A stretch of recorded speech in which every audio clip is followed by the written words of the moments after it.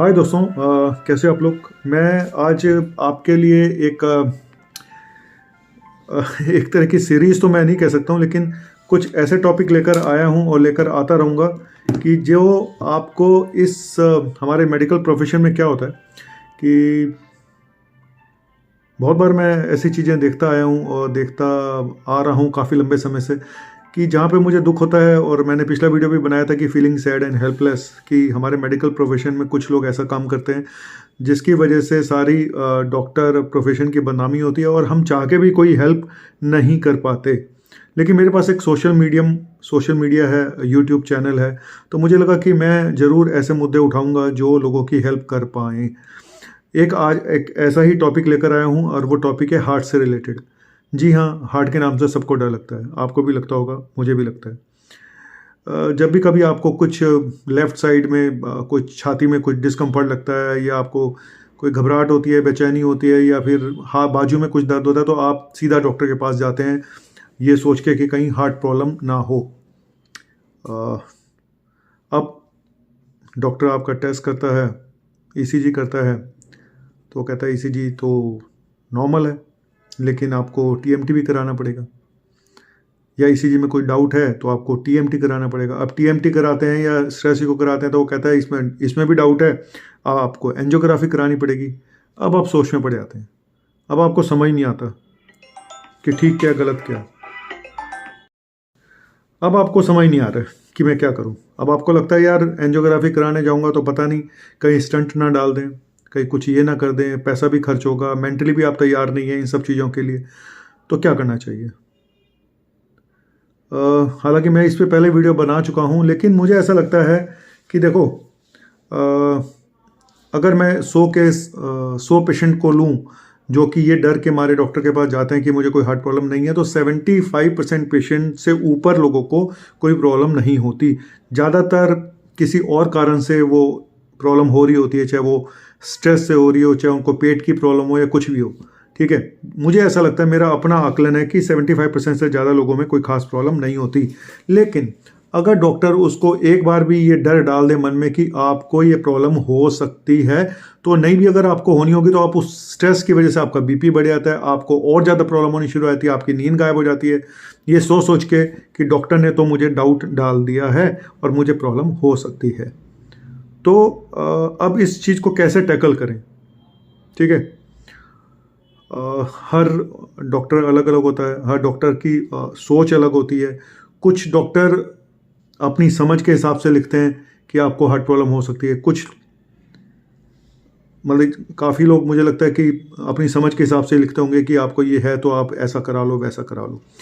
कुछ जगहों पे माल प्रैक्टिस भी होती है जहाँ पे जानबूझ के किया जाता है, बिल्कुल किया जाता है, मैं इस बात को मानता हूँ।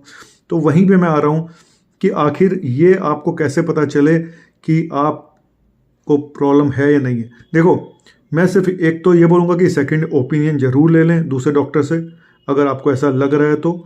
और दूसरा, अगर आपका डॉक्टर सिर्फ शक की वजह से एंजियोग्राफी कह रहा है, वो भी इन्वेजिव एंजियोग्राफी, वो भी जिसमें तार डाल के एडमिट करके करना पड़ेगा, सिर्फ उसको शक है, कंफर्म नहीं है, तो मेरे ख्याल से ऐसे पेशेंट में आप सीटी कोरोनरी एंजियोग्राफी कराएं। सीटी कोरोनरी एंजियोग्राफी, क्योंकि एक तो वो बहुत आसान है, दूसरा उसमें एडमिट होने की जरूरत नहीं पड़ती, तीसरा अगर उसमें निकलता है कुछ सिग्निफिकेंट ब्लॉकेज आपको निकलती है, तभी आप इन्वेजिव एंजियोग्राफी पे जाएं। पहली चीज, क्योंकि आपको कोई इमरजेंसी तो है नहीं, आपको कोई इमरजेंसी नहीं है, सिर्फ आपके डॉक्टर ने एक शक डाल दिया है कि आपको एंजियोग्राफी करानी चाहिए, तो मान लेते हैं जी आपकी डॉक्टर की बात, एंजियोग्राफी करानी चाहिए। पर जहाँ पे सिर्फ शक है, जहाँ पे सिर्फ एक उनको डाउट है कि इनको ब्लॉकेज हो सकती है, तो वहाँ पे मैं आप लोगों को, क्योंकि आपको लगता है कि यार एक बार एडमिट हो गए तो वो पता नहीं वहाँ पे वो ऑपरेशन थिएटर में क्या बोल दें कि आपको तो इतनी ब्लॉकेज है, स्टंट डालना पड़ेगा, 2 लाख जमा कराओ, 3 लाख जमा कराओ, और आपके पास कोई चॉइस नहीं होती, आपको उस समय कुछ नहीं सूझता, आपको कुछ समझ नहीं आता और आप कहते हो ठीक है जी कर दो। बाद में आप सोच सोच के पछताते हो, पता नहीं मुझे था नहीं था, फलाना है ढिमका है। तो उससे बचने के लिए मैं आपको बोलूँगा कि पहले सीटी कोरोनरी एंजियोग्राफी करा के देख लें। अगर डॉक्टर ने पहले तो सेकंड ओपिनियन लें किसी और डॉक्टर से, अगर वो भी बोलता है तो मेरे ख्याल से अगर एंजियोग्राफी के लिए वो भी बोल रहे हैं कि आप करा के देख लो, तो बेटर होगा पहले सीटी कोरोनरी एंजियोग्राफी करा लें। सीटी स्कैन के थ्रू जो कोरोनरी एंजियोग्राफी होती है, जिसमें एडमिट नहीं होना पड़ता बहुत। और मेरे पेशेंट्स जो जाते हैं, तो हालांकि 14,000 के, तो मेरे पेशेंट को वो 7,000 में हो जाती है। यहाँ जहाँ से हमने आपस में एक वो कर रखा है तिलक नगर में स्टार एक्सेस से, तो मैं उनका ऐड नहीं कर रहा हूँ। मैं सिर्फ इतना बताना चाहता हूँ कि आप इस प्रॉब्लम से बचे कैसे, क्योंकि हार्ट का नाम सुनते ही सिट्टी पिट्टी गुम हो जाती है लोगों की, उनको समझ में कुछ नहीं आता। और जब मैं बहुत यंग था, मैं आपको कुछ किस्सा बताता हूँ। जब मैं बहुत यंग था, तो मेरे पास जब पेशेंट आते थे, तो मैं कई बार ईसीजी भी नहीं करता था। मैं इतना 100% श्योर होता था कि मैं ईसीजी भी नहीं करता था। मैं बोलता था कि कुछ नहीं है, जाओ। और वो पेशेंट फिर सीधा हॉस्पिटल चले जाते थे, वहाँ पे एडमिट हो जाते थे, और वहाँ पे सारे टेस्ट होने के बाद वो बताते थे, सर आपने तो ईसीजी भी नहीं किया था। और हम गए, फिर डॉक्टर ने बोल दिया ये वो फलाना, ईसीजी किया तो उनको डाउट हुआ, उन्होंने एंजियोग्राफी का डाली, निकला कुछ नहीं, लेकिन सारे टेस्ट हो गए, अब हम खुश हैं। देखो, मैं ईमानदारी से काम कर रहा था, मैं उनको बोल रहा था कुछ नहीं है, लेकिन उनकी समझ में नहीं आ रहा था, क्योंकि एक तो मैं बहुत यंग था, तो शायद उनको लगता था इसको इतना एक्सपीरियंस नहीं है। दूसरा, डर जो होता है इंसान का, वो उसको कहते हैं नहीं भाई कुछ भी निकल सकता है, और लोग डरा भी देते हैं। फिर दूसरे डॉक्टर्स ने बोल दिया कि भाई आपको ये ऐसा हो सकता है। तो ये इस तरह से मैं यही बोलूँगा कि अगर आप बचना चाहते हैं इन्वेजिव एंजियोग्राफी से, स्टेंट से, कि स्टेंट ना डाल दें, मेरी एंजियोप्लास्टी ना कर दें, तो पहले कोरोनरी सीटी एंजियोग्राफी करा के देख लें, नंबर 1। एक किस्सा मैं आपको सुनाना चाहता हूँ, जो शायद कुछ डॉक्टर्स को शायद अच्छा ना लगे, लेकिन मैं बताना चाहता हूँ कि ऐसी चीज़ें भी होती हैं। और ये मैं जूनियर डॉक्टर्स को बोलूँगा कि भाई इस किस्से को सुन के आप अलर्ट हो जाएं और बहुत सावधानी से काम करने की ज़रूरत है। ये बहुत पुरानी बात है, 10, 12, 15 साल पुरानी बात होगी, मुझे शायद सच में याद भी नहीं है, ना ही मैं उस हॉस्पिटल का नाम आपको बता सकता हूँ। मेरे पास एक फ़ोन आया किसी पेशेंट के अटेंडेंट का कि सर हमारे पेशेंट की एंजियोग्राफी होने जा रही है, तो हम आपको पहले दिखाना चाहते हैं। मैंने कहा पेशेंट कहाँ है? कहते हैं वो फलाने हॉस्पिटल में एडमिट है, तो आप हमारे साथ चलो, आप तो वहाँ जाते ही हो उस हॉस्पिटल में, तो आप एक बार चल के हमारे पेशेंट को देख लो। मैंने कहा एज कितनी है? उसने बताया 28-29 साल के आसपास है। मैंने कहा कुछ है भी है ऐसे ही? कह रहा सर इसीलिए तो आपको बुला रहे हैं। मैं गया, मैंने पेशेंट को देखा। पेशेंट मुझे कहीं से भी नहीं लगा हार्ट का पेशेंट, मुझे लगा कि इसको इन्फेक्शन है, निमोनिया है, सच बता रहा हूँ। मैंने उनको बोला कि आप क्यों एंजियोग्राफी करने जा रहे हो? तो आपने क्या इको वगैरह पहले कुछ करा है, या कुछ एक्सरे वगैरह कराया छाती का, चेस्ट का, क्योंकि मुझे तो निमोनिया लग रहा है। तो उन्होंने बोला नहीं सर इसका ईसीजी ख़राब है। मैंने कहा दिखाओ ईसीजी। ईसीजी मैंने देखा, तो मैंने कहा इससे पहले का ईसीजी दिखाओ। तो उन्होंने उससे पहले का ईसीजी भी दिखा दिया। दोनों ईसीजी बिल्कुल अलग अलग थे। मुझे ऐसा लग रहा था ये एक पेशेंट के ईसीजी नहीं है, किसी अलग अलग पेशेंट के ईसीजी है, कि एक ईसीजी किसी और पेशेंट का, एक ईसीजी किसी और पेशेंट का। मुझे डाउट हुआ, क्योंकि वो बिल्कुल ही डिफरेंट ईसीजी थे दोनों। तो मैं बगल वाले पेशेंट के पास गया, जिस पेशेंट के लिए मुझे बुलाया गया था। मैं उसकी बगल में एक पेशेंट और लेटा हुआ था, मैं उसके पास गया, मैं उसकी फाइल उठा लाया। मुझे ऐसा लग रहा था कि पता नहीं कहीं ये ईसीजी आपस में एक्सचेंज हो गए। आप यकीन नहीं मानेंगे, वो उसी पेशेंट का ईसीजी था जो बगल में लेटा हुआ था। जो सेकंड ईसीजी जो खराब बताया जा रहा था, वो बगल वाले पेशेंट का ईसीजी था। गलती से वो इसकी फाइल में कैसे आ गया, और उस ईसीजी के बेस पे ये लोग एंजियोग्राफी करने जा रहे थे। मैंने उनको बोला कि एक बार रिपीट करो ईसीजी अभी मेरे सामने। फिर ईसीजी किया गया मेरे सामने, तो नॉर्मल आया, क्योंकि नेचुरली वो ईसीजी रिप्लेस हो गया था दूसरे पेशेंट से। मैंने उनको बताया, मैंने कहा भाई ये ईसीजी एक्सचेंज हो गया दूसरे पेशेंट का, ये इस पेशेंट का नहीं है जिसके बेस पे आप आप एंजियोग्राफी करने जा रहे हो पेशेंट की। मैंने कहा क्या आप लोग क्लिनिकली पेशेंट को नहीं देखा आपने कि पेशेंट को निमोनिया है, और आप एक्सरे भी नहीं आपने कराया, इको भी नहीं कराया, सीधा आप एंजियोग्राफी कराने जा रहे हो सिर्फ ईसीजी के बेस पे, और वो ईसीजी गलती से दूसरे पेशेंट का था। आप सोचिए। खैर एनीवे वो पेशेंट फिर वहाँ से शिफ्ट होकर मेरे अंडर में कहीं और एडमिट हुआ, निमोनिया ही निकला उसको, ठीक ठाक होकर घर चला गया। पर उस चीज़ ने मुझे बहुत हिला के रख दिया। मुझे लगा कि देखो एक छोटी सी टेक्निकल एरर भी क्या से क्या करा सकती है, कि पेशेंट का ईसीजी एक्सचेंज हो गया दूसरे पेशेंट से, और उसके बेस पे उसकी एंजियोग्राफी भी हो जाती, जो कि एक इन्वेजिव प्रोसीजर है, और जो कि एक थोड़ा रिस्की प्रोसीजर भी होता है।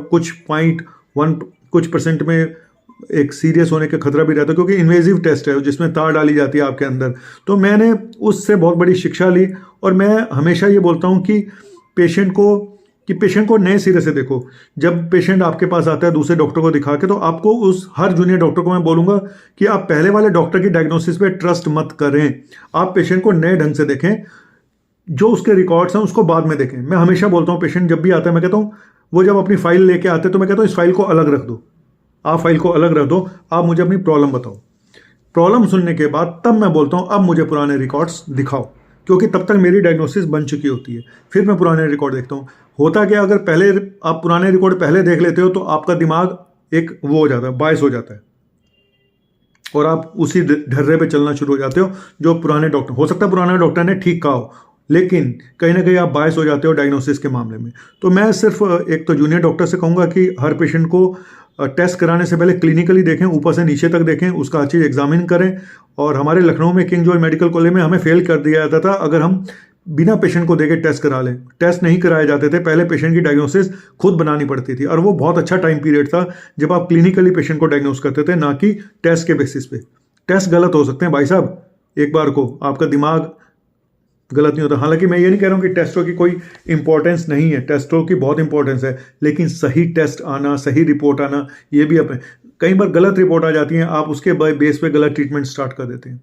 नाक कान आपको, मैं बोलता हूँ, सारी इंद्रियां खोल के रखनी पड़ती हैं जब पेशेंट आपके पास आता है तो इसलिए आपसे बोल रहा हूँ। और ये किस्सा मैंने सुना है, मैं ऐसा नहीं बोल रहा हूँ कि हर जगह ऐसा होता है, अब आप हर हॉस्पिटल में शक करना शुरू कर देंगे तो वो भी अच्छी बात नहीं है। लेकिन मैं ये बताता हूँ कि अगर आप अगर तो आपका डॉक्टर पुराना है, आप उस पर ट्रस्ट करते हैं, तो आप ज़रूर उसकी बातें सुन के अमल करिएगा। अगर आपका डॉक्टर आपका काफ़ी पुराना एक डॉक्टर है, आप उसको जानते हैं काफ़ी सालों से, तो उस पर ट्रस्ट करिएगा।